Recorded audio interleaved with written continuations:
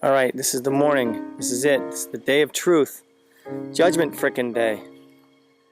We're sitting here in Nain on the helipad. I'll give you a bit of a panoramic shot. And we're waiting for the chopper to come. It's 4 in the morning. Impatient to get going? Oh, he'll be here. These are our packs, what we're going to be carrying and bringing up on the chopper.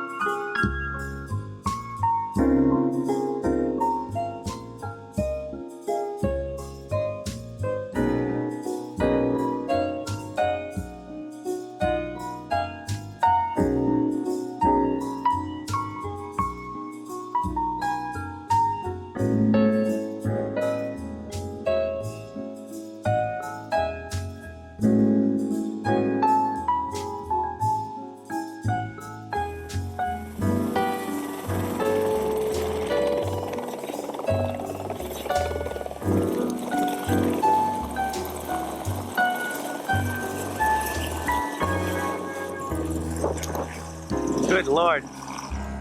There he goes, man. Now it's dead silent. Whoa. We're in the Targats. Holy mother.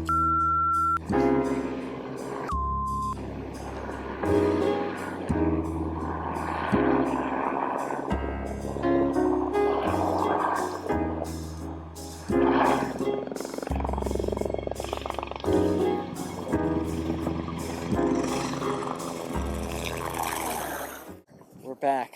We're here. Not the sunny day that we might have wanted, but it's nice, and what an incredible flight. Oh man. I know that the thought of coming back in like seeing these places that we were at that are famous to us for so long ago. Chasm Lake, making the supply drops, everything went so smooth. Being able to see so much of our route, it was kind of it was pretty intense flying it, particularly when we got over like near the Salamiat range and stuff, and you could see all those big mountains. And flying into Chasm Lake, when we came over Knockback Lake, down to Chasm Lake, that was almost kind of scary. Yeah, that was scary. Big drops and stuff. But what a smooth day. We couldn't have picked a smoother day to fly. But, we should probably set up a camp, go find a good place. And where are we? We're at Two Loon Lake up near Ryan's Bay. We should load the gun before we do anything else.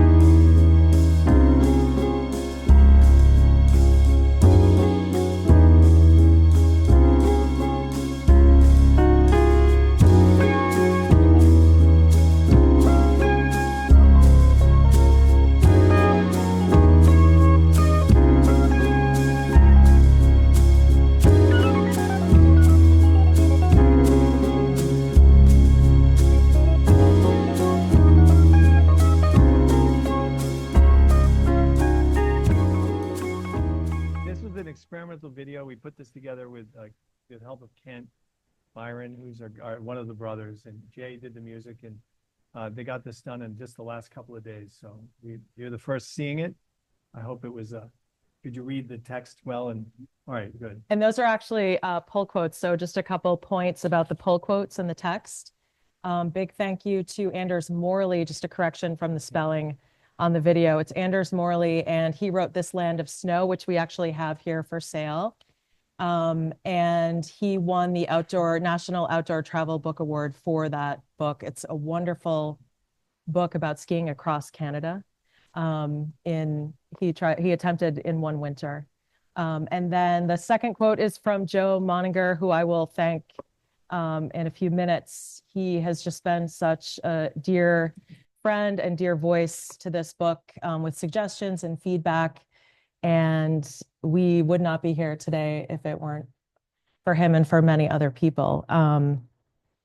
But before we get started, definitely want to say, because I didn't say it before, to the online audience, we have many people in the cafe as well as online. So if you could mute your Zooms, that would be fantastic. Otherwise, you show up on the screen and not the presentation.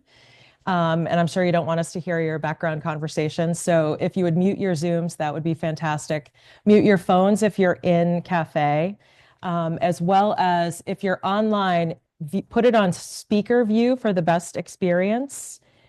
And this is not a typical Zoom back and forth, so we're not interactive. This is really a presentation. So the way Brendan and I have set it up, if you were on our author spotlights a few years ago when we first did this in 2020, we have a conversation. I ask Brendan some questions. He'll do a reading, and then we kind of chit chat back and forth. We will take questions at the very end, and we'll take questions from the online audience as well as in cafe as well. But we're going to save that to the end so that we get through everything that we would like you to hear. Let me just make sure. And if you're in cafe, just one housekeeping logistic, the restrooms are right out there off the entry.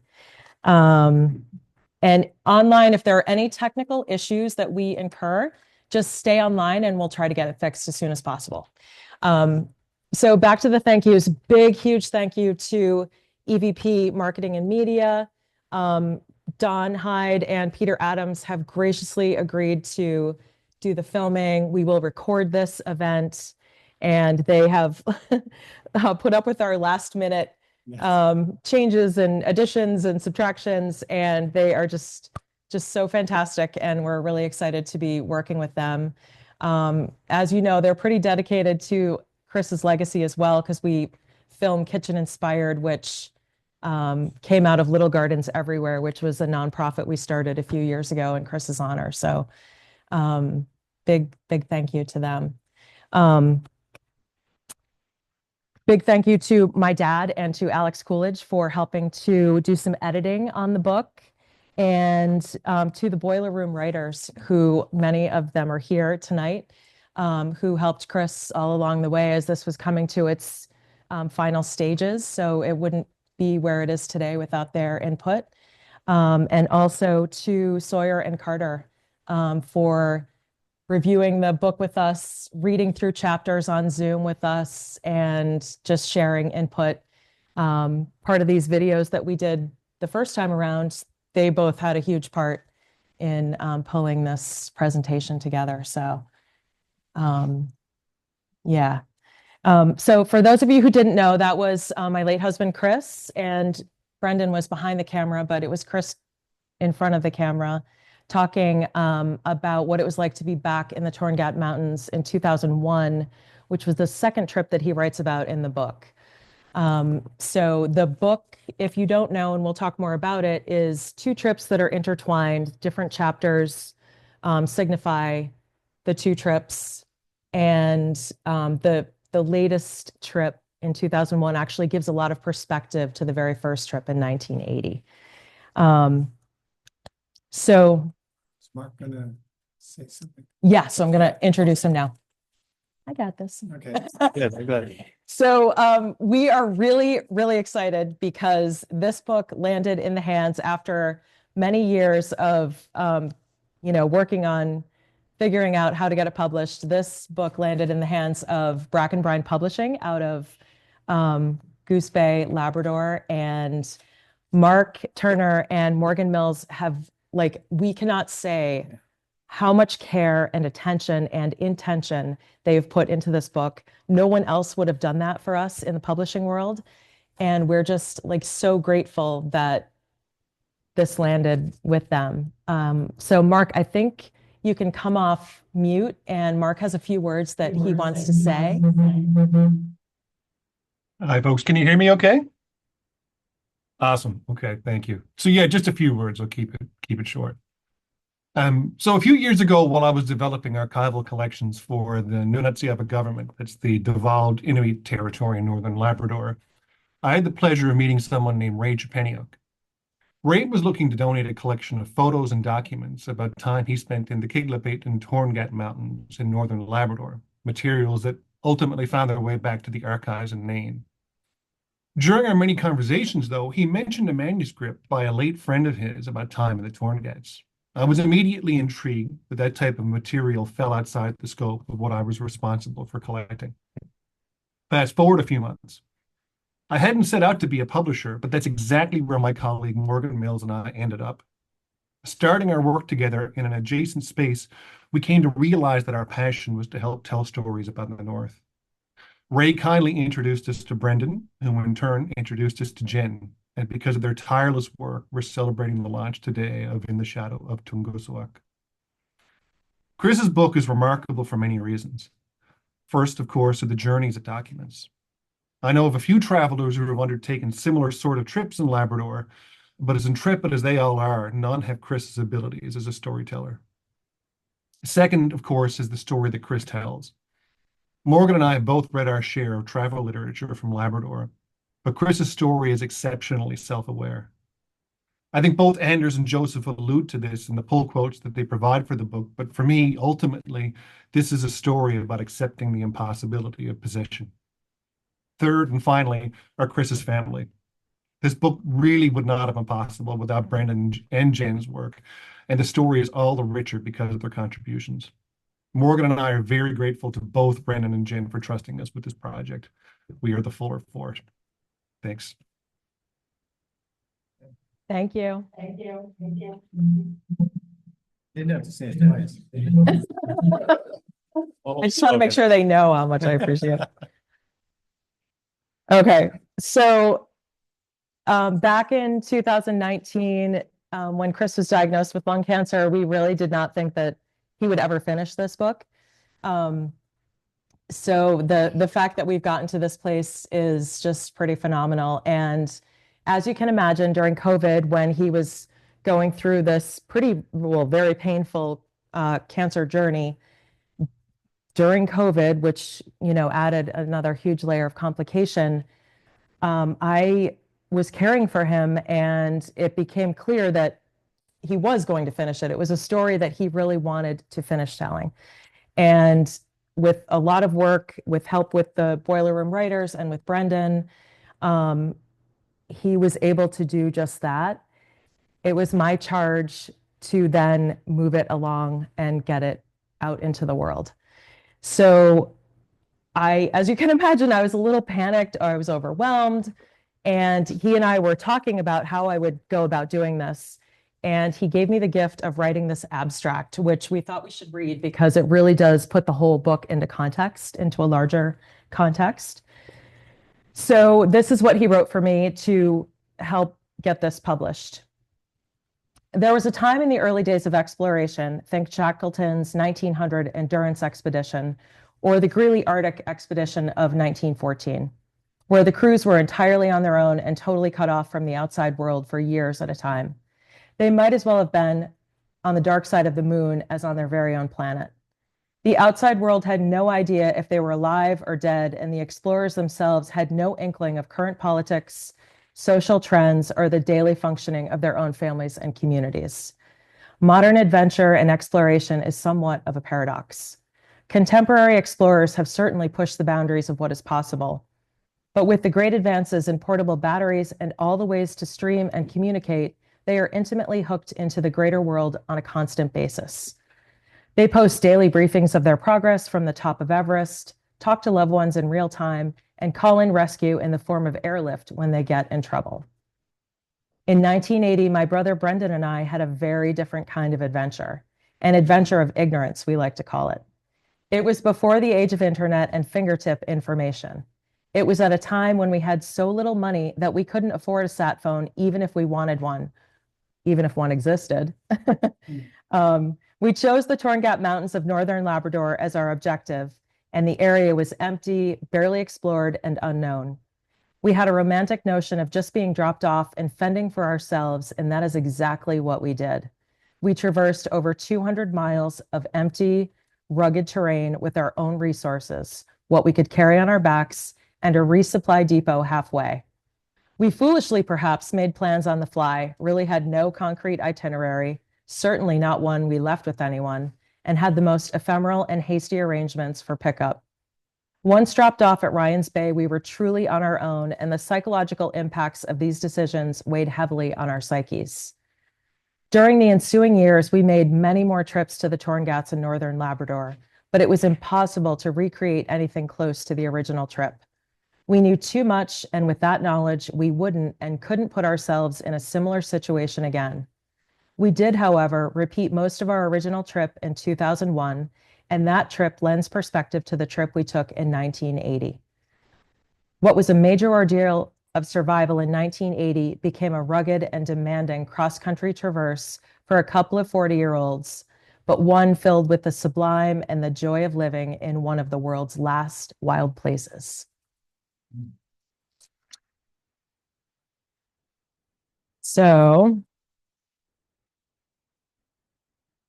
Chris was pretty much the force behind going to Labrador. Chris was obsessed with the notion of going to Labrador. And for people, some of you in the room here, Chris tried to conscript Tim, for example, in going, and everyone had the good sense to say no. I was the only one dumb enough, because I was his little brother, to say yes to it. But in truth, we were looking forward to it, and we put together this. Once we committed to it, it was all in. And you had experience in the wilderness. We did. Both of us had done quite a bit. Chris had hiked the entire Appalachian Trail, for example, in 1974. I hiked half of it between junior and senior year in high school in 75. And then in the ensuing years, both of us did long stretches of the continental Pacific Crest Trail. I did the John Muir Trail. We trailless hikes in Alaska across Ketchikan, the island that Ketchikan's on. canoed the Yukon River, did a bunch of stuff. Chris was all over the Northwest. So we had wilderness experience, but nothing we could have possibly done could prepare us for what we put ourselves into in Labrador. The sheer scope of that was really something that would have been impossible to imagine or prepare for. And you were both very young to take this on. And in his abstract, he talks about how you had little to no money. So how did that change the trip in any way, or how did that set the tone for the trip? Well, one example you're going to hear in the chapter that I'm going to read here first is paying for the airline flight. We chartered a Cessna, a single-engine Cessna, to fly us into the Torngat. Terrifying in its own right. How many seats? 3. There really weren't even seats. I think Chris or whichever one of us in the back at any given time was sitting in a pile of gear, and it was a pretty hair-raising trip, as you'll hear in a moment. But we spent pretty much every cent we had on the trip, and before we left, Chris had been living in his tent for probably 6 months at the Pemigewasset River on the banks of the Pemi, at the place that now is protected with the wood turtles because of Chris and yourself. Congratulations on doing that. So we were no strangers to living under hardship or living outdoors. It was something we kind of did as a matter of routine. And you didn't have internet, you didn't have any kind of like technology really to plan this trip. No, and we didn't have a lot of sense either. And so, for instance, the night before we left, we actually drank way too much, so that we were hungover when we went to get up to Montreal. And a friend of ours drove us up and dropped us off in White River Junction, where we promptly had a pile of gear to get up to Montreal. We shaved our heads near the bus station and got on the bus to Montreal, and then got to the airport and spent a couple of days there because the flight was canceled, and had this major ordeal. But the funny part of that was us being in shorts and t-shirt, because it was in the 80s in Montreal, and arriving in Goose Bay in a snowstorm. And everyone on the plane was taking their down parkers out of the jackets as we're flying, and we put our stuff away in our checked baggage, so we had to scramble across the tarmac in the snow to get right. So that was the beginning of our trip. Can you read for us the landing at Ryan's Bay? I will. What that was like? I will. This was set the tone. There was a lot to get to this point, but flying up into the Torngats was not what you saw there in that helicopter flight. That was relative ease compared to, it was terrifying in its own way, but what we experienced getting up there in the Cessna at that point in time was really quite an ordeal. I'm so going to read Chris's chapter 1, A Flash of Yellow. And it starts in the northwest arm of Saglek Fjord on July 1st, 1980. Our first look into the narrow mouth of the canyon, our intended landing place, was auspicious. It was a deep fjord, a half-mile wide, with steep rock walls rising 3,000 feet straight from the sea, a thin strip of sparsely vegetated talus for a shoreline. Where the fjord ended, a snaking river valley continued through the high mountains before disappearing around a rock buttress. The sky was clearing, and a strong evening wind had picked up and was tearing the remaining clouds to tatters. The wind funneled through the narrow canyon and kicked up 3-foot whitecaps on the ocean's surface.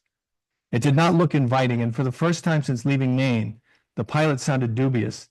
"I don't know if I can land in there," he said. "I might not be able to get out." There were 3 of us jammed into the gear-crowded cabin of the tiny Cessna. Howard and his 2 passengers, my younger brother and myself, had flown the length of the big fjord and had just reached the narrow slot of the branching northwest arm. Here we planned a supply drop for a hike through the Torngat Mountains of northernmost Labrador. The tiny plane had been buffeted since reaching the fjord, and I'm sure I looked as fearful and ashen as Brendan did. We were young, 22 and 25, and had never seen such wild country before. I'd never been in a plane before this trip. We no longer cared where our supply drop was or whether we made one at all. I suggested that we just forget it altogether, disregarding the fact that we could never do the hike as planned without a resupply drop accessible by foot and in this area. We were now almost past the mouth of the northwest arm of the fjord. Before either of us could talk him out of it, Howard said, "What the hell?" and banked hard right into the wind tunnel. We approached the ocean unsteadily and hung above the waves for a few tense moments before bouncing to a bone-jarring landing on the rough surface. Howard headed to the western side of the fjord, but no sooner would he get the nose of the plane close to shore than the wind would push us back out again. He turned to us and barked, "Grab the rope and haul us in." I crawled out onto the pontoon with the rope in my hand, waiting for the propeller to stop so I could jump to the nearest rock and pull the plane in where we could unload. When the chance finally arrived, I was too late with my leap and I landed in the water. The talus dropped off steeply, and even though only 5 feet out from the shore, I was in water up to my chest and the footing was unstable. I managed to scramble to dry ground and haul the plane to a large boulder that could be used as an unloading platform. The wind was blowing close to 30 miles per hour. It was all I could do to hold the plane in place. Brendan grabbed one of the unwieldy supply crates and handed it to Howard, who had stepped out onto the pontoon. The expression on Howard's face suggested that he had not planned on participating in the manual part of the operation. He glanced over at me, straining into the wind with my feet dug into the rock pile, a bight of rope looped around my waist. Howard reluctantly took the heavy crate and stumbled up the frost-driven boulder heap, dumped it immediately, then silently took the tether, leaving me to grab the next, even heavier crate. The plan was to paint the wooden crates with creosote and bury them in boulders to protect them from bears. And yes, that was as bad an idea as it sounds right there. This turned out to be much more time-consuming than we had envisioned back home when we first thought up the plan. We slopped on the vile-smelling creosote from the alarmingly yellow can with paintbrushes that we had packed in New Hampshire. Then we started piling loose stones onto the boxes. There was plenty of material around on the talus slope, but this still took time. Through all of this, Howard held the plane in place, silent except for the occasional, "Come on, boys, let's hurry it up." He was exactly as one would picture a Canadian bush pilot. Handsome, angular face, squinting, measuring eyes, billed cap and beaten-up leather flight jacket. He had a reputation for being fearless, perhaps a bit reckless. He was certainly legendary along the Labrador coast. The mood became increasingly tense the longer Howard had to strain against the plane's tether, and his simmering presence along with the vicious winds and stormy skies made the operation more rushed than it needed to be. Brendan and I both smashed fingers between boulders, blackening thumbnails and opening up wounds that bled heavily and would bother us in the upcoming weeks. Once the boxes were sufficiently buried, we hurried back to the plane. Howard got in first while Brendan held the tether. I squeezed into the back carrying the yellow can of creosote and the 2 brushes, while Brendan managed to hop onto the pontoon just before the plane blew away from shore. To get enough room to take off, Howard needed to taxi back to the mouth of the fjord before turning to head into the wind. Once airborne, the plan was to follow the river valley to the top of the plateau and hope that no big mountains blocked the way. This meant going 5,000 feet of elevation in a very short distance and committing to flying over the high peaks and then figuring out exactly where we were. Even with the winds at our back, the process took a long time. We watched the walls of the fjord scroll slowly by. Seals basked on the rocks and bobbed in the waves, watching us with passive curiosity. Somewhere in all of that wildness were our supply boxes. It didn't seem possible that we'd ever see them again. When Howard determined that we were far enough out for takeoff, he turned the plane into the wind and gunned the engine. We began to move rapidly, crashing over the crests of the whitecaps, falling abruptly into the valleys on the other sides. With each impact, we were forced back into our seats and then thrown upward again as the pontoons left the water momentarily before smashing the surface once more. The noise of the plane's engine grew painful. The spray came through the invisible propeller and smacked the dingy windshield like birdshot. From Brendan and my vantage points in the tiny plane, we were facing certain death, and we only hoped it would be quick and painless. We both prayed and cursed under our breath, unheard over the roar of the engine. The towering walls of the fjord hemmed us in on both sides, gray and terrifying. Since the plane's posture in the water had us ass down, nose jutting skyward, we could only see the sky and the very top of the high plateau in front of us. And then we were airborne. We could feel the rush of blood to our legs and the lightheadedness of takeoff.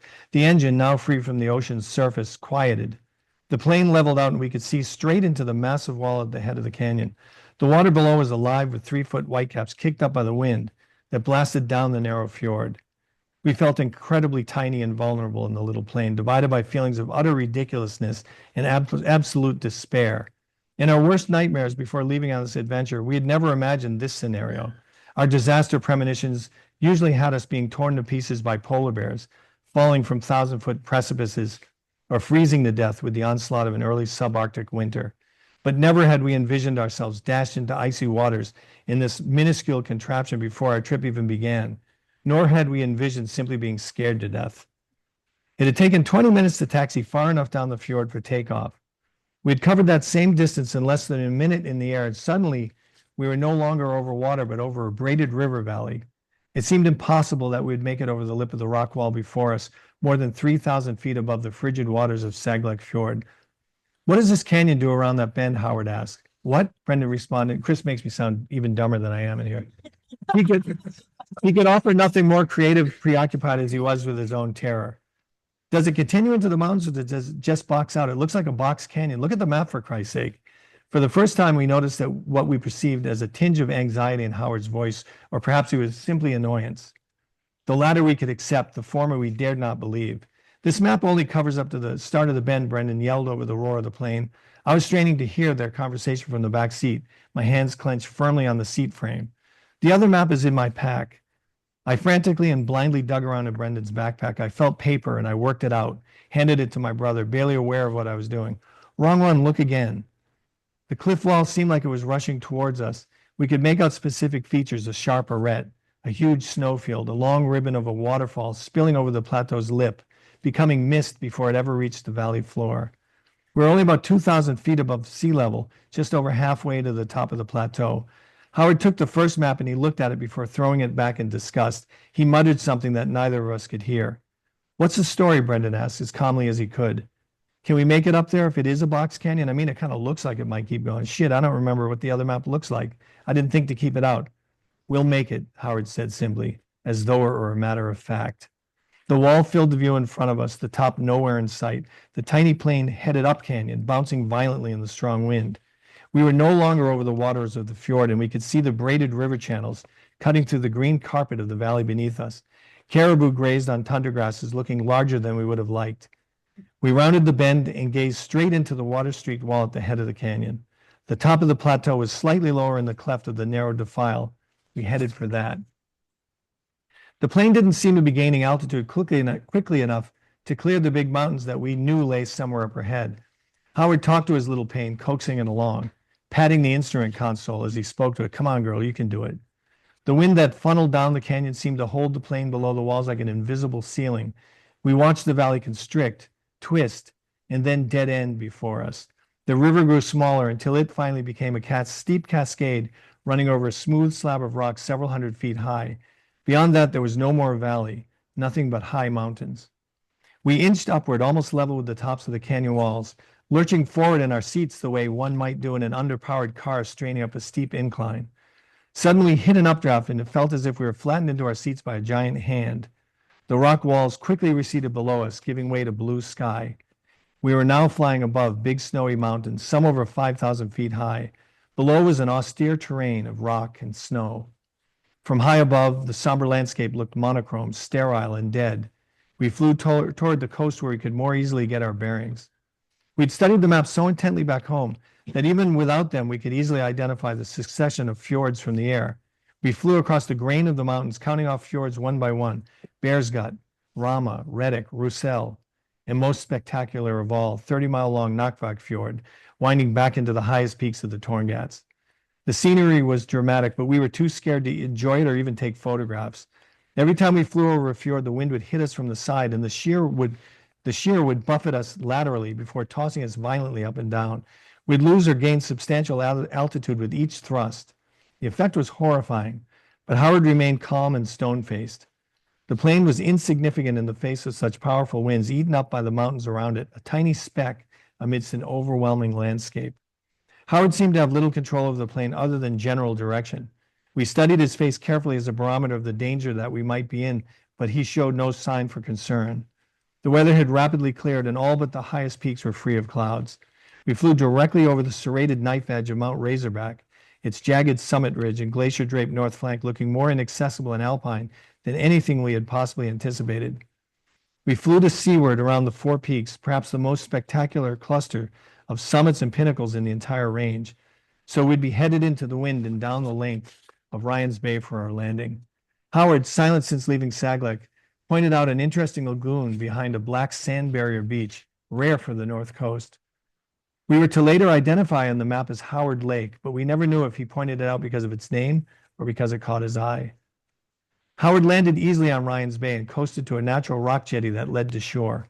Anxious to be out of the plane, I squeezed my way out of the back seat and climbed out onto the pontoon with rope in my hand. I felt shell-shocked and disoriented as I searched for a rock close enough to jump to and large and flat enough to offer a stable landing surface. The wind made it difficult for Howard to hold the plane steady, and every time I lined up a rock, it would shift just out of reach. I began walking to the front of the pontoon where I thought I would have a better selection of landing pads when I became aware of the frantic, horrified screams coming from inside the plane. Brendan and Howard were trying to warn me that I was coming dangerously close to the propeller. invisible to me, whirling as it was at high speed. I backed away and I stepped off the pontoon into what I hoped would be shallow water. It was only about knee deep, but the rocks were covered with algae and they were exceedingly slippery. Somehow I managed to get to dry land without going under completely. Once the plane was secure and the engine was turned off, we could take in our surroundings. It was 9 o'clock at night, but still light out that far north. The light quality was unlike anything I had ever seen, soft and bluish. Craggy mountaintops were bathed in orange light and cast long shadows across the tundra. The wind had died down to a slight breeze. A few birds chirped amongst the boulders and sedges, and the landscape looked lush and green up close, and the air was spicy with the smell of the Arctic vegetation. We got all our gear to shore by hopping from rock to slippery rock, further soaking our already sodden boots in the process. We dropped our gear on a cobble beach, which clacked and rolled beneath our boots. There was an awkward discussion about the exchange rate, which none of us were sure about, before we paid Howard on the spot. It was odd dealing with money in the middle of the wilderness. It all seemed abstract and unimportant to us, if not to Howard. Howard wanted us to throw out the half-used can of creosote on the tundra, but we balked, and we must have been visibly horrified that he would defile the pristine wilderness in such a way. We wanted him to carry it back to Nain and dispose of it properly, but we could tell he was annoyed that it didn't make sense to him.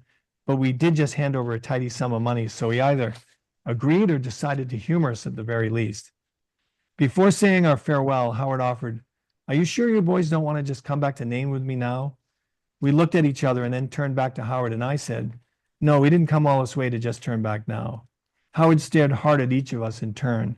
He nodded, and then he climbed back into his little Cessna for the flight back. In truth, we both were more terrified at the mere thought of getting back in the air on that tiny plane than what might lay ahead. At least now we're on solid ground. Howard taxied out into the middle of the fjord and then gave one small wave from the window of his plane before he took off. We realized he'd be making the return trip alone, a prospect that seemed too horrifying and lonely to contemplate for us.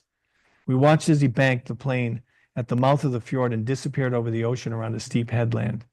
We were happy to be out of the plane and on solid ground, but we couldn't help but feel apprehensive as we watched our last link with civilization leave us behind. We were now totally committed to walking to Hebron, more than 200 miles to the south, and that realization both thrilled us and filled us with dread. We listened to the drone of Howard's Cessna fade over the mountains, and at the moment I imagined a flash of yellow as the half-used can of creosote dropped from an open window to the ocean below.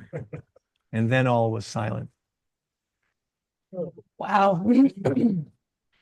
So Chris sort of dismissed the idea of going back, but he didn't write that you were in agreement. Were you in agreement? Did you regret that? What were you thinking?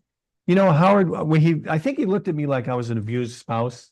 You know, like someone like, "Are you sure you want to go with him on this trip?" Everyone thought we were nuts for doing it. Everyone tried to talk us out of this. Howard, for his credit, never said anything to judge it, because it turns out he passed away in a plane crash not that many years after that trip with us. He was a legend on the coast. But he Did he ever take you back again? no, we never. Okay. I think we saw Howard the next year at Otter Creek, where his station, when we stopped in to say hello. But we never saw him again after that. And I found out it was years, like 4 or 5 years later, that I found out he had passed away. Wow. Yeah. So I love how the chapter that follows starts by dropping you off at Tulun Lake in 2001. Yeah. What That's you the saw in the second- video. Yeah, the video. And so you wanted to recreate that first trip. Why did you want to do that? Because I think there was something wrong with both of us. No, you know, the thing was, that trip haunted both of us for really up early until the day Chris died. There was that 1980 trip, as you can tell from this, but when you read the book, you'll see all the other bits of it. It was such an intense and overwhelming experience for both of us. It was really a traumatic experience. We faced so many major obstacles, like a river crossing at the beginning, like day 2. The Kangalak-Siovik River, took us 4 days to find a way to cross it. And when we did finally cross it, we were too early in the year. The water was like freezing cold. It was like neck deep in places. And it took us multiple runs across, so we were super hypothermic just getting across the river. That was the beginning of the trip. We had all of it ahead of us. And then now we started to panic about all the things on the map that we had overlooked before. And you know, have to think about, what's the Kamaktorvik River going to be like? You know, and other rivers looked worse. What's the Korak like? And then there were other things we would occur to us that were going to be problematic as we went along the trip, like Chasm Lake. And again, no GPS, nothing to guide you. Nobody, actually, Howard was the only one that knew where we left off, and Henry Webb was the man and if Henry's watching, best wishes to anyone up in Maine if they're on here. But Henry was the only one that knew where it was supposed to be picked up, and that arrangement was made in about 5 minutes before getting into the Cessna to fly north. And Henry admitted to me years later that he was drinking a lot in those days. He didn't remember a lot of things, so we were lucky we got picked up. I'll say. That was me. And Kevin, our other brother Kevin, had no idea really he knew roughly what we were doing, but nobody had an itinerary of where we were or what we were doing. That's right. This is Chris's idea, by the way. I want to pawn it all off on him. So talk to us a little bit about camping. With the tent that you used was much different in 1980 from the one that you used in 2001. All that gear, 2 large people, like small tent, like what was that like in terrible weather? And in 1980, we had the best tent that we could afford was the Eureka Timberline. Most of you probably know that tent well. It was before we could afford the vestibule on it, so we didn't have the vestibule. And we endured a lot of rain on that trip. And we had 90 centimeter ice axes that we had our backpacks. Actually, Chris's pack is there along with his boots, by the way, just in case, a little bit of memorabilia. We both had the Kelty frame packs, which incidentally broke on both of ours. The frame itself snapped on both of us toward the end of the trip because we had too much weight. And we can talk about that later, the dumb stuff that we carried with us. It was really ridiculous, but we didn't want to part with anything. We carried ridiculous amounts of load. The food comes to mind because you had 100 pounds in your packs. Well, it was close. It had to be 100 pounds. To get into them was an ordeal, and you can read about it in the book. It's kind of funny to read how, we really almost didn't rest because it was such an ordeal to get the packs back on, that there was no way to help each other. We usually had to look for a place to put it down where you could sort of back into it and then do like a full squat in the gym to get it. And then you were so tired by the end of the day, and any little trip, which happened a lot, would send you flying down into the tundra. And we took a couple of nasty falls at times because of that. But getting back to the tent. Yeah, insects. Well, the insects weren't rain. bad on the 1980 trip. They were horrible on the 2001 trip. But on the 1980 trip, we were too early in the year. Normally, you'd go a little bit later. So the bugs weren't bad until the end of the trip. They got to be, the black flies were terrible. And there was a lot of issues with going to the bathroom, for example. Because the black flies really like to get into areas that you would not like them to Keep be. it clean. Yeah, keep it clean. And so we had methods for dealing with that. But in the tent, we found that because of the Timberline tent was the A-frame, you had to, and if we wanted to sit up, we'd have to sit on opposite ends and face each other. So your head would be in the front. Otherwise, it was lying down. And so if we wanted to play cribbage, which we did a lot, or just not have to lie down, we would end up having to sit at the other tent. Of course, our legs would cramp when we did that, so we'd have to flail around in the tent. It was a really small space for 2 of us in there, and very oftentimes it got to be a little intense. But the only thing was, we never got wet in that tent, and it kept us safe. And it really became this haven. And sometimes we're in there for 3 days at a time, waiting for the weather to clear. So can you take us into the tent in 2001? We have an excerpt here that's I will. pretty humorous. Yeah, so 2001 was relative cushiness compared to, but it was still a tent with 2 smelly dudes in the tent for way too long. And right, so this is called, the chapter is Into Quebec, and we're reading an excerpt from this from July 26, 2001, 8:30 a.m. My God, what have we done? Well, I woke up to snow this morning, not sticking down here, but the hillsides are white and the wind is picked up and is coming from the east where the cold ocean and all the moisture is. Well, it's relatively dry here in the tent. We did need a day off and there's no flies. On another positive note, we managed to stay warm last night. I can't imagine it getting much colder than it is right now.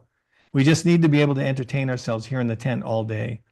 While we eat breakfast, we dig out the maps and pick out an alternate route so we won't have to ascend the 3,500-foot peak that we climbed over in 1980 if the weather remains foul.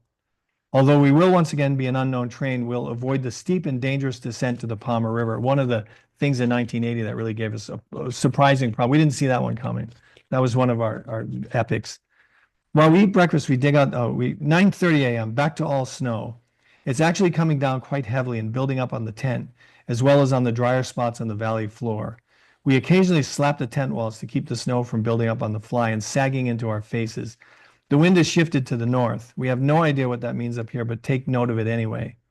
Torgat weather is incomprehensible to us, especially because we have no weather forecast and no idea what the weather is doing anywhere but in this exact spot at this very moment. It would truly suck to have to move in weather like this. Crossing the Korak River or Nakvak Brook would be horrendous. I was out of the tent for long enough to take a piss and it was brutal. I wonder if this trip will get Labrador out of my system once and for all. I love that line because it actually did for Chris. It didn't for me. I still went back. Late July and we're sitting on a snowstorm. Up higher, it must be a full-scale blizzard. This reminds me of our 1983 first ascent of Cylinder Peak just north of the Kamiktorvik Fjord. We're camped at about the same elevation under the same conditions and we started out anyway. The final 1,000 feet to the 4,000-foot summit were Arctic in severity with fresh snowdrifts 3 feet deep. We saw nothing from the summit but gauze soft clouds and blowing snow. Looking into the belly of that storm, we could have been anywhere. The mountains were radiant a day or so later after the storm had cleared. 11 a.m. Still snowing, steadily. No sign of letting up. Brendan's pissing in a Ziploc baggie. Another disaster in the making? No. He tells me he's going to wing it out the tent once he's done and the bag is well sealed. Let's hope he doesn't have to take a shit later. Excuse me for the kids in the audience. Tent stays get pretty disgusting. You end up by necessity doing things in front of your tent mate that you would never think of sharing if there was any other alternative. For instance, a few nights ago while we were getting ready to turn in for the night, Brendan lay next to me on his sleeping bag while applying some sort of white powder to his crotch, a nightly ritual of his. He turned to me mid-shake and preferred the can by asking, "Ball powder? What's that stuff for? So you can sleep without your balls sticking to the side of your leg. Doesn't that keep you up?" I had to admit that on those nights when you were sticky from the day's exertion, but it was too chilly out to bathe in a cold mountain stream, it was uncomfortable to be cocooned up in the soggy confines of a mummy bag. Sure, so I took the can and I shook on a liberal dose of powder, patting it on my ball sack like I was flouring up a lump of bread dough. I got situated in my bag and I zipped up, ready for a good night's unsticky night's sleep. At first I felt a warm tingling sensation down below, almost pleasant, but soon my entire crotch was on fire. Christ, this shit burns. What the fuck? Oh, you'll get used to that. That's how you know it's working. Working. What's it supposed to do? Dry roast your nuts? It's medicated. It kills fungus and bacteria and stuff. It was over an hour before the worst of it wore off. So much for a nice afternoon nap. We're trying not to sleep the day away. So far we've been entertaining ourselves with cribbage and reading. Hope to crank off some sit-ups later. That never happened. And there's always reviewing the video that Brendan has been taking on his camcorder. This eats up batteries, so we have to do it sparingly, but it's a treat. Movie night, we call it. And of course, there's lunch. 5 p.m. The weather's not getting any better. The snow hasn't let up at all. It seems to be mixing with rain again, which is somehow worse. It's raw and cold outside and clammy here in the tent. No light spots in the sky or any indication that this might be letting up. Brendan's sleeping and I'll probably soon be joining him. Anything to kill time and postpone supper as long as possible. Eating is the only thing we can look forward to. It's pretty sad when you finish one meal and immediately start counting down the hours until the next. 6:30 p.m. I woke up in a panic, and it took me a long, terrifying moment until I figured out where I was and why I was having difficulty breathing. The snow had built up on the outside of the tent to the point that the fabric was pushed against my face. Brendan was sleeping on his side, so he wasn't similarly afflicted. We had to get out in the teeth of the gale and clear the snow away by hand, our thin gloves barely adequate for the task. We have no shovel or snowshoes to work with like we might have for on our winter trip, and if it gets much worse, we'll have to use the stove pot. We are intimately attuned to the cycles of the moon, the shortening of the summer days, and the vagrancy of the weather, living in it instead of being cut off from it by 4 solid walls and a roof. We don't know how long the storm is going to last, and we just can't call it quits, pack up, and hike out to the nearest road. We have 6 more days to meet Henry at Saglik, and we need all of them to get there. We'll have no choice but to forge on soon, no matter what. That's what it was like in the tent. Sorry you asked. Okay. I'll leave the powder questions for the audience, but so that concept of forging on no matter what, Yeah. that really is kind of a theme throughout your entire lives. I mean, Yeah. the adversity that you faced growing up, your childhood, which some of that is captured in the book, was really played out in this trip. Yeah, it was. I think, from context in the opening chapter where Chris writes about this, when this was 1980 that we're in Labrador. It's 22. I was 22. He was 25. 10 years earlier, almost exactly, our father died. And when he died, that was the income. And in those days, it was harder for a woman to work. And my mother ended up losing our house, got arrested, went to jail for embezzlement. A long story. She was a had bit of mental illness. She did. Yeah. And there was just a lot of pressure riding on it. And then we weren't very helpful. There's 3 kids. Sorry, Mom. God rest your soul. But how old were you? I was 12 when Dad died. I think I was 16 when the house got repossessed. Actually, it was the week of my 17th birthday that the house got repossessed. And on the last year or so, I lived in the house by myself. And Chris was off in Oregon. Kevin was already up in Plymouth at University, Plymouth State College at the time. So we that was we just kind of grew up that way and raised ourselves through the teenage years and into college years and did a fine job of it, I think. Maybe. Amazing. Yeah. Yes. I think Chris's therapist called him a goddamn miracle. Yeah, I can see that. Yeah, we had, but again, we didn't really think about those things. Our lifestyle, we talked about this a lot. Of the lifestyle that we lived prepared us for a trip like this because we never had cars, for example. We walked or rode a bike everywhere. And, even though we didn't eat a particularly healthy diet, we joked that Anderson's Bakery was for those of you who've been around a long time, you remember, that's where we ate every day. We're in training. It was Anderson's Bakery. And that's no joke. We actually did that. We drink MD 2020 in the park with Jerome. There was a hobo that had come through town then. We were working at Hitchner's and we get out at night at 11 and hang out in the town common with the drunkard and drink. That was training. That's how we trained for that. Okay, but let's get back. Let's get back on topic here. So that being said, having to rely on one another through childhood and getting to Plymouth, and you really were the band of brothers, along with Jay Byron, who joined you at Plymouth State.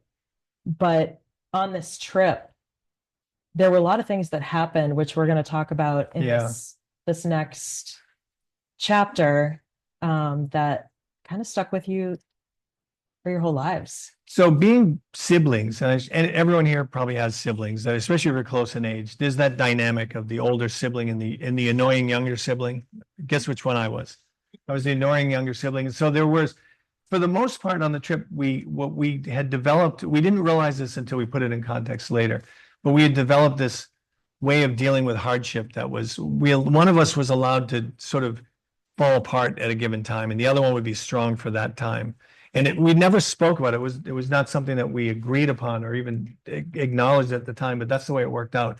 So when it was one of our time to sort of lose it a little bit, the other one would hold it up. And this was the interplay we had through the whole trip, and it worked that way. And then once the trip was over, that broke down. And we had a bit of a falling out that was related to some stuff it was painful for us to talk about. We never really addressed it until you're going to hear about it in this last bit that we're going to read. Can you recall a time on the trip? We didn't talk about this, but I just made me think. Can you recall a time on the trip when you just really couldn't hold it together, and you or Chris couldn't hold it together, and one of you needed to support the other one? A couple times we had, there were so many obstacles that were physical, right? And then these psychological things too. Is that, like, for instance, to get to the supply drop when we flew out, where Howard flew us up over that wall, as you can imagine, we had to walk back over that wall. And I wanted to read that section, but we just ran out. We don't have enough time to read everything in this book. But getting into Saglik Fjord to our supply drop was, of course, because it was a wall that was pretty significant. We had to make our way down that. And that was an extremely dangerous thing. And that was the time where, at that point, I almost didn't care anymore. And Chris was expecting me to be really pessimistic at the time. And usually one of us would, oh, this is going to be a disaster, we're not going to make it. And then the other one would hold it together. That was my time to be, I saw the caribou trails. And wherever the caribou went, it meant that we could find a way through it. And that happened to us at Chasm Lake. It happened to us there. And that was one such time where we one of us fell apart. That was Chris at that point. And then later it was me at another point up on leaving Saglik to go up into the willows in Alder. We didn't anticipate this. In the valleys were choked with vegetation that were small trees of alder and willow. And we had such big packs that we just get caught in it. And of course, the caribou just get in the river and go around, but that river was massive. It was impossible to cross it. So we had to make our way up the valley through that. And we both took our turns falling apart and that and then each of us would write in our journals how the other guy was falling apart. Sometimes on the same day. I'm holding it together just fine, but Chris is such an asshole, right? Read his was the same way. So there's a lot of that. Wow. Well, can you take us into the afterword? It's called The Geography Yeah. of Loss. It's actually a nod to James Howard Kunstler, who is someone that Chris really admired. Yeah, this is our last reading Yeah. to share. This was always hard for me to read this entire chapter. This is an excerpt from it. This is sometimes it was hard to make it through it, but I'll start this. The Geography of Loss. This is about Chris. At the end of the talking about the how he came about this. It first occurred to me to write up an account of the 1980 trip, several years and many subsequent Labrador trips afterwards. To do this, I relied on our journals because after so many years, I was a bit foggy on many of the details. Brendan graciously made a copy of his original 1980 journal and sent it to me, and I was immediately struck by the superior level of prose in his writing over my juvenile and often embarrassing effort. And I'll just say, I felt the same way when I read Chris's journal about mine and his, just reversed, you know. He had also included sketches of scenery along the way that were impressive in their detail and artistry. I went through the journal side by side as I unraveled the journey that we had taken together with all of its twists and turns and emotional ups and downs. It was during this exercise that I understood all the ways that we had supported each other's strengths and weak moments, how we balanced each other's moods perfectly, and that more than anything allowed us to successfully stave off panic and arrive safely at Hebron. This part of the writing was deeply enjoyable. I felt like I was reliving the trip in detail and understanding for the first time the deep psychological component that was the result of our youth, our lack of preparation, inexperience, and complete disconnect from the outside world. While reading about the early part of the trip was fun and satisfying, it was post-hike when we arrived in Nain and things started to unravel between us that the shock of what had really happened between us began to sink in. I was reading a section of Brendan's journal written the morning that I hiked into town early to get that breakfast at the Sonic Lodge, when Brendan stayed behind because he thought it would be too early for breakfast. He had wanted to transpose some information from my journal, and I'd given him permission to do so. I was suddenly slapped in the face by the following passage. I'm thoroughly disgusted with Chris. I was looking through his journal for these fish recipes that he told me I could copy, and I found a full page dedicated to the soiling of my good character. I'm very dramatic in this. He said just about every foul thing imaginable about me. I knew I was getting on his nerves as much as he was getting on mine, but I thought that he could handle things better than he obviously can. At any rate, I've decided not to confront him with it, as it will be better to keep things cool between us until we get to Newfoundland, where I'll just split by myself and work my way slowly home. I guess it was the utter viciousness of his verbal attack that hurt the most. If I realized the hatred I'd instilled in him, I'd have split up on the hike. It's weird because I'm not quite sure how to react to him. It's funny. I've often thought that too much of this trip has been spent waiting, and now I have one more awful thing to wait for.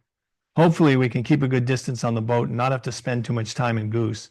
I've got to develop the proper attitude about this now. Unfortunately, it's changed the way I've been feeling about the entire trip.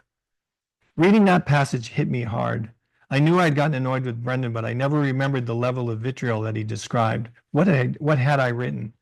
I went back and I reread the entry he referred to in my journal, and I was immediately slammed with a full-page attack that I didn't even remember writing, and it filled me with shame and sorrow.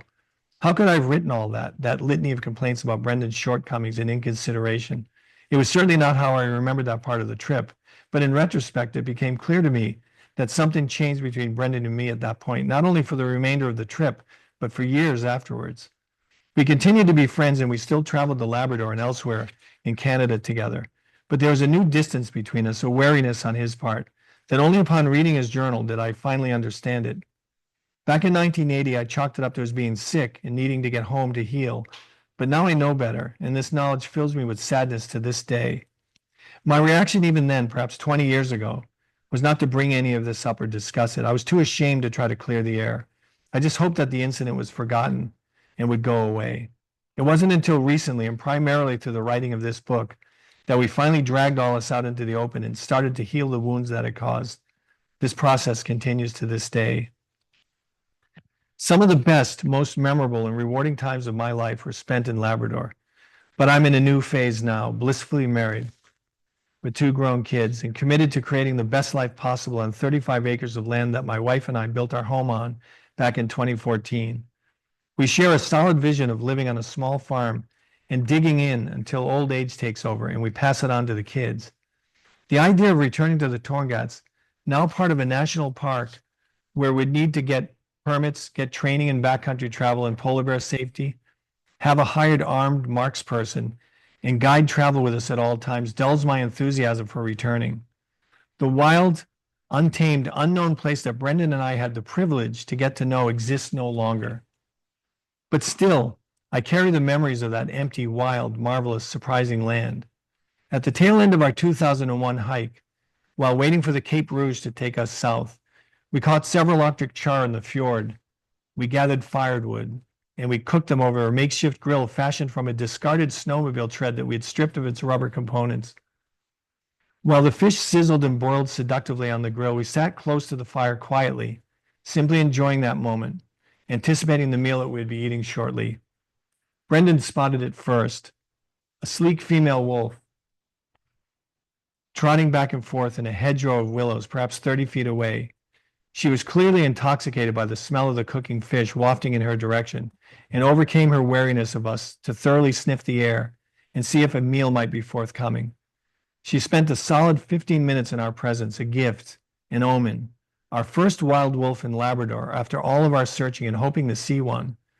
It was a magical moment and one I'm eternally grateful for. The wild, spirited creature exemplified all that we loved about the Great North, about that magic country. She graced our presence for longer than we thought we deserved, before drifting off into the forest of willows and alders, disappearing like the smoke from our fire over the wild, untamed hills.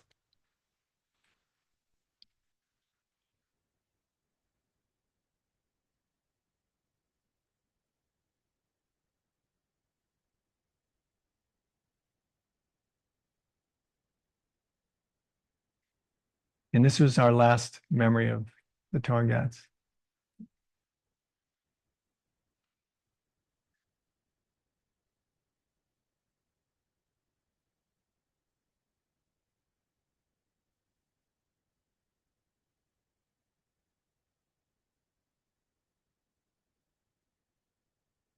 I think that you caught that. She just came right up to, thankfully it wasn't a polar bear. That was a real fear, actually, Yeah, oh, I know. because we were right on the fjord.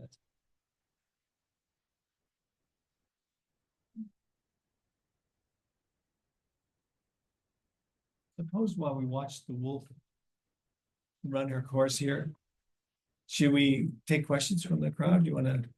Perfect. So does anyone have any, you can sit down because we're on camera. All right. Does anyone have any questions? Dad? How important were the blue trails throughout the entire trips? Incredibly important. He's Wait, I need to repeat the question. How important were the what Caribou. trails? Oh, how important were the caribou trails throughout the entire trip? That's a great question because the caribou became right off the bat when Howard let us off in Ryan's Bay while we were there. The first thing that we encountered was a giant white beast coming running towards us at full speed, and we didn't know what it was. The caribou still had their winter coat on, and so it was very white in color. But we weren't sure. To backtrack, we didn't have a rifle with us on those first couple trips that we took. We never carried one. And there's polar bears all over that. We were just by dumb luck that we didn't run into them. We were convinced that we would be able to fend them off. But that first caribou, that wasn't going to happen. We had handheld flares and ice axes. That was our big plan. That was, again, Chris is the mastermind of all this. None of this was my own. So the caribou right from the outset became almost our kindred spirit. And it was Chasm Lake where it really first hit us that we had been very often, because there was no trails up there, we'd look for the easiest place to walk. And we would swap the lead walking, which was really exhausting to be in front, having to pick the route through, especially when it got swampy or something. So you'd love it when you hit a caribou trail. And we would end up following them sometimes for a mile or two on a beautiful trail that the caribou had made. And then when it got really rough, like sometimes that the willows got thick, the caribou went into the river, so you didn't have the benefit then. But when we got to Chasm Lake was this big cleft that we had to negotiate on the side of a cliff, of a side of a lake, with cliffs that were so steep that on the topo maps they were drawn as dashed lines. So they couldn't read them from the air, the aerial photographs. So they're overhanging walls. And we had to find a way through that, which we did. And we did only because the caribou had blazed a trail that disappeared up on the top of this. We saw what they did. They went to the base of the cliff in the talus slope. So we ended up walking about maybe 300 feet off the deck of the water and just found this just precarious little trail to follow. The caribou did that for us. So throughout the trip, anytime we came somewhere, we would look to the caribou. We referred to them as boo, the boo path. And we followed them all the time. And that was one of the things that was, they had almost a mythical sort of significance to us. Or like your own GPS. Yeah, in a way. Yeah, in a way, our own map guy, they saved us on a couple of occasions. Wow. Any other questions, Ernie? Those steep climbs that you had to do, my impression with Chris was the fact that those trails are really narrow. It's not like you're walking on a ledge. It's not like a caribou trail was 4 feet wide. My impression from what Chris was writing is they were pretty narrow. They were, and So the impression is that the caribou trails were very narrow and not very wide. in Chasm Lake in particular, I think you're referring to. There was sometimes where it was insane what we were doing up on that. And we did it first as a reconnaissance without packs, with our packs with lunch, because it was about I can't remember how far it was. It was quite far all the way across and back. We did it in a day. And then the next day we had to load up the packs and take the full pack across that. It was either that or go up and over the high mountains, which for some reason we were terrified about going high into that. We weren't really prepared for that snow and ice because we were early in the year. So going up into the high country really was something that we avoided doing. It was so bleak and barren up there. So in this case, what we followed for caribou paths were really dangerous. There was a couple places we had to take the packs off and lower them, which was not easy because they were so heavy. So it was insane what we did. And when we did it again in 2001, we were carrying internal frame packs with half the weight. We probably had 40 pounds. And what we realized was how impressed we were with our 20-year-old selves for doing what we did, because it was hard. It was way harder than because we'd done it before, and we'd forgotten some parts. Like after Chasm Lake was so hard. Leaving that valley was one of the worst parts of the whole trail. Neither of us wrote about it in our journals, but it was a terrible section of trail that we had completely forgotten about. Wow. Any other questions? Kathy? So whatever made you come up with this idea to do that? And how did you know about that whole area? Well, it was Chris's idea. And I'm blaming everything on him, he's not here to defend himself, so I can blame him. But Chris had he got that in his head that he wanted to go to Labrador, and he was obsessed with it, really. And I just like being in wilderness. I like doing things like that. So I'd go along. And that was his idea, and he obsessed over it for a few years before we were able to make it happen. He kind of talks about it in the introduction. Yeah. Yeah. Just interject. There was a bunch of books at the library at PLC. Yeah. I remember him showing me these pictures. The Forbes book, which he had found when he was out in Oregon, and we got that on interlibrary loan. Forbes was mapping northernmost Labrador from the air, and it was a book that had all these photographs of Labrador, of the Torngatts. And we were when we finally saw that was after talking about it and planning the trip for a while. We finally found that book, and this is from like the 1930s, I think. The Forbes, Noel Odell was on it, one of the people on the Mallory and Irvin expedition. A famous climber. We did some of the routes that he did on like Precipice Mountain up there. He described it as a rough scramble. It scared the hell out of us. But that was the interlibrary loan book that was one of the most important things. But it took us a long time to find that. And Plymouth State College Library didn't have a lot. And we sent away to the Newfoundland government and got some fishing pamphlets, and that's where we found out about Ray Chepeniuk. So Ray's article on climbing, he had done a bunch of rock climbing, mountain climbing in the peaks in the Torngatts, and so we got hold of that and we pieced it together over years. I saw some other questions over here. Richard and then Sally. You described the 100-pound packs and the 40-pound packs, or the 60 pounds that you gave up on the second trip. God, I'll tell you, and don't judge me, right? When I tell you what was in it. Well, the food was one thing. We made our own food. You know, we didn't have a lot of money. We were also worried about, you know, nutrition on the trip because we knew we were going to be up there a really long time. So we made blocks of pemmican. We remember the Pick and Paw shop up in Texas Hill Road, and we found an old used meat grinder, and we ground up all sorts of stuff in there to make pemmican, dates and apricots and things. And there's some stories about that one. I broke a tooth really early on the trip on a date pit. And that was like day 4 or 5. I had a broken tooth all the time. There's a lot of that kind of stuff. But it turns out apricots gave me really severe gas. Chris was very unhappy with that. So he'd end up eating one. Yeah. So food was really heavy food, a lot of stove fuel. Probably the dumbest thing we brought were 2 D-cell battery headlamps, and it was light all day long, so we didn't even use them. But we couldn't bear to throw them away because it cost a lot of money, so we carried, and extra D batteries, 4 in each. So there were 4. We had 8 D batteries. That was a lot of weight. I had a wooden flute that I was convinced I would learn to play. I carried that the whole way. We brought a lot of books. And we were both avid readers, and we had a lot of books, thankfully, because the time in the tent required us to, the books saved us. And we had a lot of, really interesting things that probably would have been hard to read otherwise, but we read them up there. And then as we went through, we'd tear the pages out of when the other person would follow reading the book, and would burn them at the end of. So at least we got rid of that weight, book burning. Medicated powder, that must have weighed. That was 2001. That was. That made the cut. I had a harmonica. I think I played it once. Sally had a question. Here's about the writing process. Did Chris write this whole book? Did you write it with him? When did he write it? How did that all come to be? Repeat that for the. Yes. So Sally asked, when did Chris write the whole book? Did Brendan help him? How did it come to be? How long did it take? We started the title in the Shadow of Tungusuak, as we referred to it before we got the correct modern name and pronunciation, came to us actually, I think, on the very first trip in Labrador. So we were thinking about writing, that was something we had conceived of.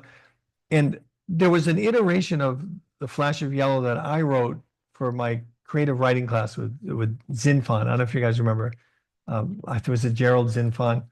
And then I'd given that to Chris, and he changed it and made it way better. And so we had been working on it together for a while, but it was really Chris's effort for the last 10 years. I'd sort of forgotten about it. I was caught up with other things. And I knew he was writing it, and he'd sometimes send me chapters. He was working with the Boiler Room writers for, I guess, years on that, right? Yes. Mm-hmm. And so it was at the end when Chris was really sick and he wanted to finish it. I helped him mainly with editing. And we would spend, when he had any energy after the chemo bouts, he had a cycle that he was in, and we would read out loud the whole thing and then make edits of things that we would discuss stuff, and we spent the day doing that. And then sometimes he'd be too tired, and then there'd be a day I'd come up and he wasn't able to work. And then one day he deleted everything by mistake because of his chemo brain. Yeah. And Sawyer was able to recover it, luckily. And he was getting radiation to his brain. Yeah. At the very end. And so he had a lot of brain fog, couldn't remember things. And so you helped with remembering some details. Yeah. And we had the journals in which no one's ever going to be allowed to read those journals. For a lot of reasons. I promise. He Yes. did, yes. Yep, not obviously in this edited version. And he saw it the night that we did the reading on his birthday, his 65th birthday, was 2 weeks before he passed away. Mhm. And he was on Zoom listening to it. And he actually came on. He was too weak to read. That's why I read the thing.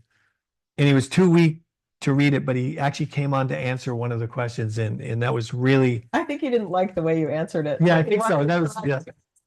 I made myself look better in it. As brothers do. Yep. Yeah. Yeah, so it was a process. Any other questions? Greg. I'm curious about the backcountry navigation, Brandon. I mean, you guys knew where you were headed eventually. Did you have a time when you wanted to get there? Did you divide up the trip into Yeah. segments? We So had- curious oh. about the backcountry navigation. Did you divide up the trip? Did you know like how you wanted to get to certain places? Yeah, that's a great question. We very stupidly, and you're going to hear that term a lot, me describing this trip. We had thought we would hike all the way to the northernmost town of Nain. That was the original plan. And there's no way we would have been able to, well, we could have probably done it, but it would have been massive. That's why we had 2 supply boxes. So because we got talked out of doing it all the way to Nain, we realized the river crossings would have been impossible. We would have had to go to the divide, way inland, and then walk along the divide and down. And then the navigation would have been tricky. But we navigated the old-fashioned way with topographical maps and compass. And sometimes when, we went by sight a lot because the fjords were so distinctive, we were able to sort of see where we were from reading the topo maps to know what we were looking at. So there were days when we had to navigate by compass, and especially when we got into the high country, because everything looked the same. Toward the end of the trip, we ended up for the first time going up really high, and it ended up saving us 3 days of walking, of awful walking through the willows.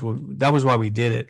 And then once we were up there, we named it Revelation Lake that we camped at, because it was a revelation to us that why didn't we do this earlier?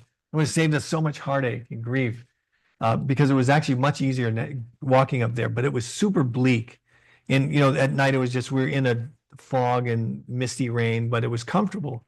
We had a good dry tent, and we spent that time. So we navigated the old fashioned way with map and compass and by sight. Do you have any? Oh, Nat. To what extent did you have to rely on native animals, fish, or other ground creatures to help you on your, saving off hunger and resilience? Whatever. Repeat Oh, that. I'm sorry. That's a great Down on question. the job. You have one job to do this. So sorry. To what extent did you need to rely on the wildlife to feed you? The first trip, ironically, we did eat, we caught a lot of fish on that trip. But we had so much food because I was starting to get to this. We had 2 supply boxes and we only ended up using 1 supply. So we had 2 massive boxes full of enough food to double the trip. So we ended up leaving a lot of food behind. And first of all, what we did was we ate as much as we possibly could. And so we didn't really have to rely on fish, but we did. We were catching them. There were a lot of them. And so we could have that trip. The next trip in 1981, when we went back up there, and actually more significantly in 2001, at the end of that trip, we actually ran out of food.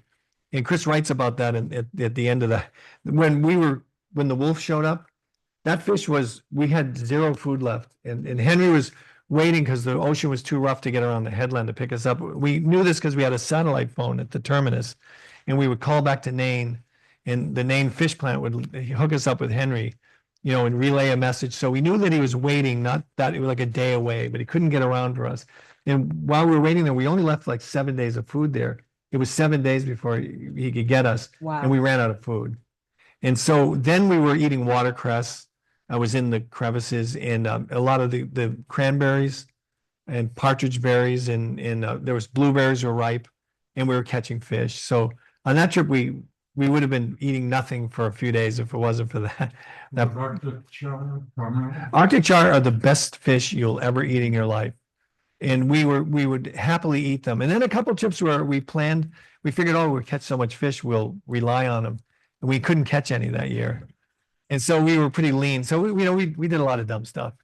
It's a miracle that we lived through those trips. I think we have a question on the chat. Me too.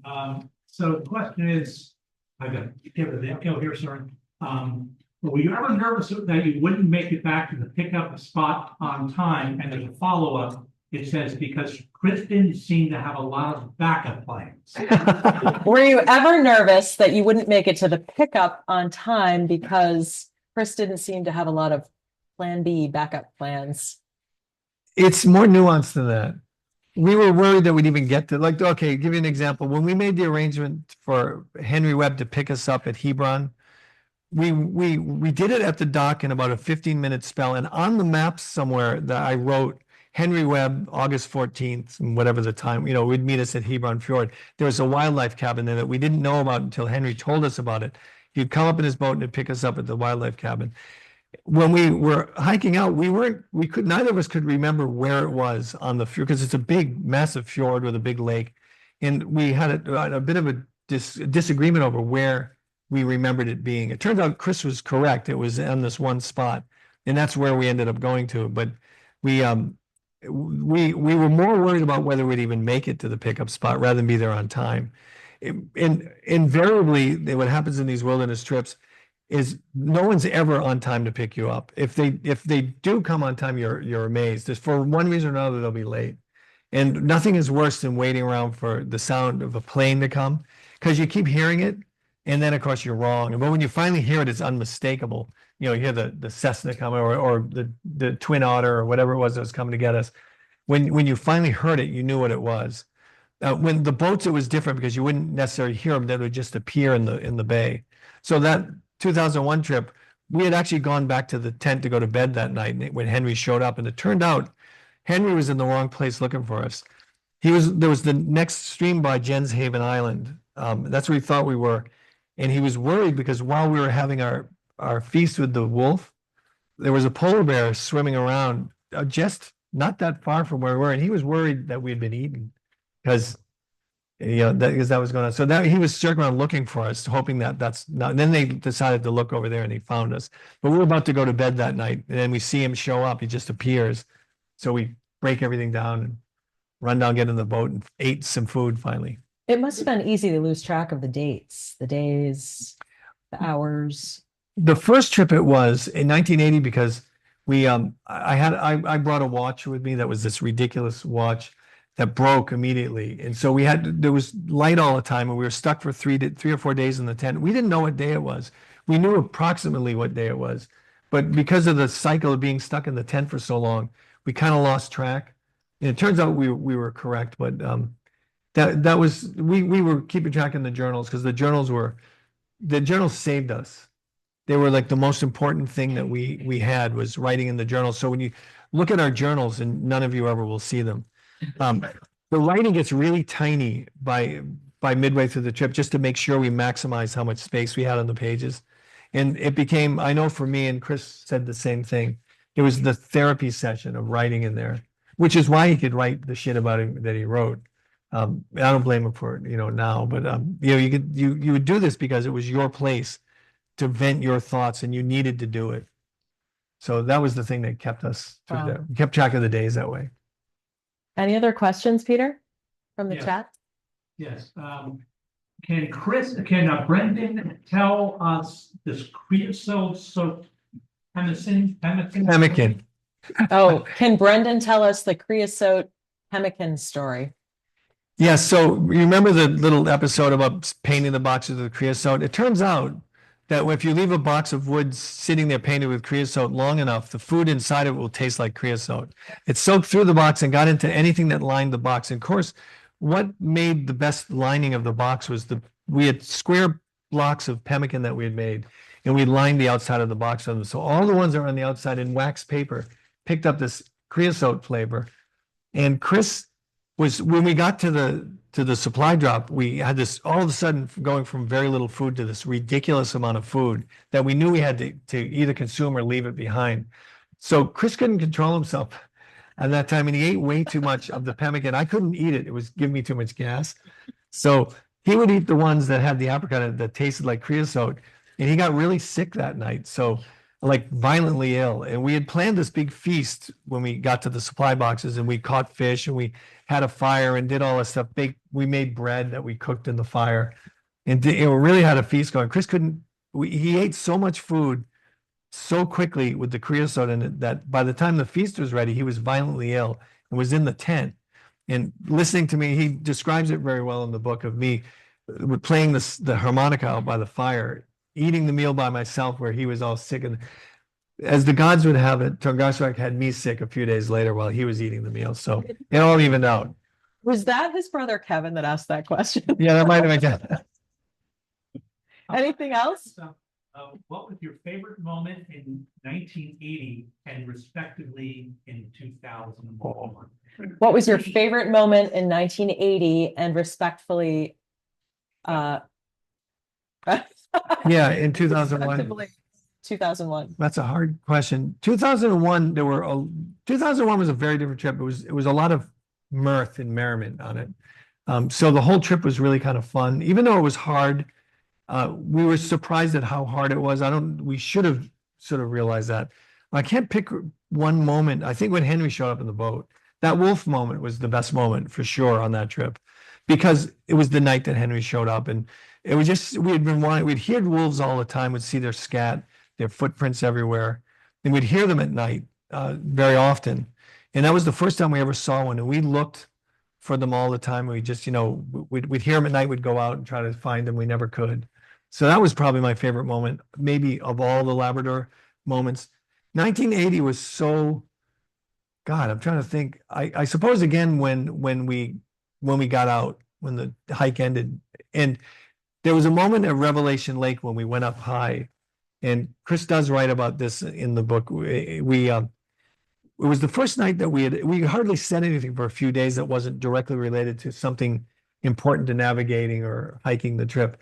And we had swapped books, and I was reading the book that Chris had been reading, and it was so ridiculous. There was a passage I read that I just was like, how could you read this without saying anything to me? And we laughed hilariously for a while, and it just was such a surprise that was a great moment, because the relief of laughing finally after being so tense for so many days was really important. That was a great moment. Wow. Anything else on the chat? That's it? Okay, anything else in-house? Amazing. Oh, one more question, Lisa. First trip, what's the thing you were most looking forward to coming back? Was there anything that you really weren't looking forward to coming back? What were you most looking forward to coming back from the first trip? And is there anything you weren't looking forward to coming back? I could answer the first part of that question with the word food. We obsessed on food. Every moment, every waking moment, we couldn't eat enough. And even though we had ample food, we were obsessed. And I think I was looking forward to pizza at the pizza train. And you remember that? This side of burnt, I described it in the journal. And a pitcher of beer. And there was a number of things that we had. And every time we'd talk about it, somebody would just blurt out about a meal. And it was both of us, unquestionably, it was food, stuff that we couldn't get in Labrador that we would be able to get when we got out. Unquestionably, that was the one thing we looked forward to. What we didn't look forward to was probably getting back to the reality of life, because we got back, we didn't have jobs, we didn't have any place to live. So we stayed at the banks of the river for months until we both got jobs. I can't remember, I think I ended up at the shoe tree factory that year. And so that was the thing we weren't looking forward to, but we were looking forward to getting back and seeing Kevin and Jay and the people that we left back in Plymouth. But it was also really weird getting back. We both described that in our journals as like, I'd been really sick in Goose. And when I got back I went to the farm in Vermont where my grandmother had a place, and I just had to decompress for like a week. And it almost went just by in a haze. And Chris had an even weirder experience because he went to Newfoundland afterwards, which was the vacation that we had both planned on doing when we finished the hike. And so because of the reasons that we described in that chapter, we didn't end up going together. And he had a really interesting trip being there by himself, and it was really proved to be quite sad for him. So there was a bit of that, but we both had to hitchhike home too. Him from Newfoundland and me from Montreal. I hitchhiked back. Wow. Anything else? Can you give us the correct pronunciation of the book title? What you thought and what it is. Is that Mark that asked that? Did I get mispronounced? Oh, so Can you give us the correct pronunciation of the title? I'm going to just copy what Mark said earlier, Tungusuak, in the Shadow of Tungusuak. So a lot of the nomenclature changed from when in 1980, what people called things has changed now because of the inclusion of the Inuit people. So the names are actually different. And it's hard for me to think of them other than the 1980 names. So it was Tungusuak, the way we learned it. And a lot of the names of the places have since changed. I didn't get them correct in my reading. But Bracken Bryan had a consultant go through the entire book and correct all of the language so that it honors the modern language. It was very cool that they did that. Yeah, very cool. Yep. Yeah, so Awesome. Tungusuak. So. Steve. Having hiked with you and Chris in the Grand Canyon, where did you learn to play cribbage and who was the better player? Okay, so Steve knows Chris and Brendan. Where did you learn to play cribbage and who was the better player? That's a great question. Steve, I think I learned from you. No, Steve and I used to play in the Grand Canyon by we're walking, you would deal to stick it in your back of your pack, and the guy behind we played on the walk while we hiked in the Grand Canyon. On the walk? Yeah, while we're hiking, we did it that way. It was funny.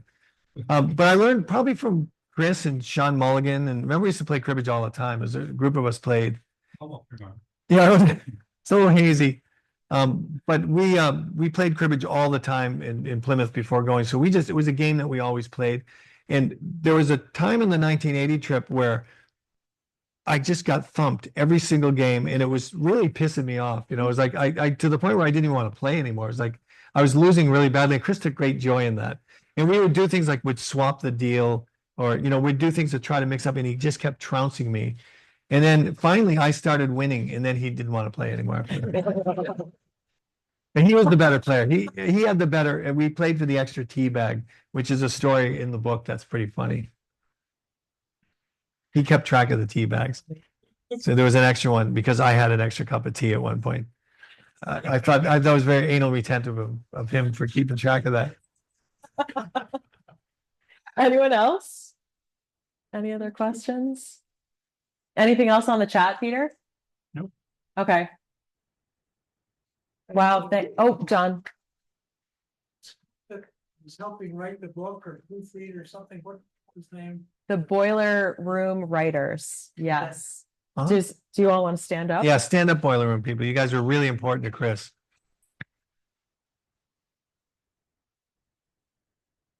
And they're not all here. They're not all here, but maybe Ernie explain, because you kind of led the whole thing. There were 7 of us, and during COVID, we were all just Zooming in each month, and it would be a different writer each month. But as he got sicker, he wanted to finish the book. So instead of us contributing our own work, he would come in and contribute his work. And then it was bi-weekly, and then it was weekly, and we just all worked together to help him out. Yeah, it was name at Foster's Boiler Room in Plymouth. Yeah. Hence the name. But what Ernie was saying is they would write monthly, right? Is that what you said? And then as Chris kept getting sicker and sicker, they would meet more frequently, and he would be the one contributing each time so that the book could get completed. And it made a massive difference. Chris was so grateful to the Boiler Room group. Yep. He really was. Yep. I see another hand over here. Sean, did you have a question?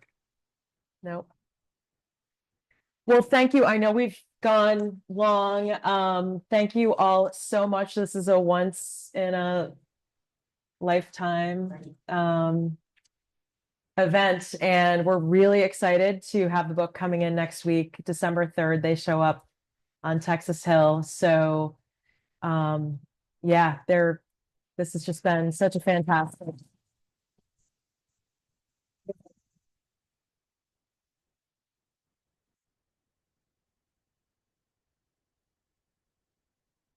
Thank you.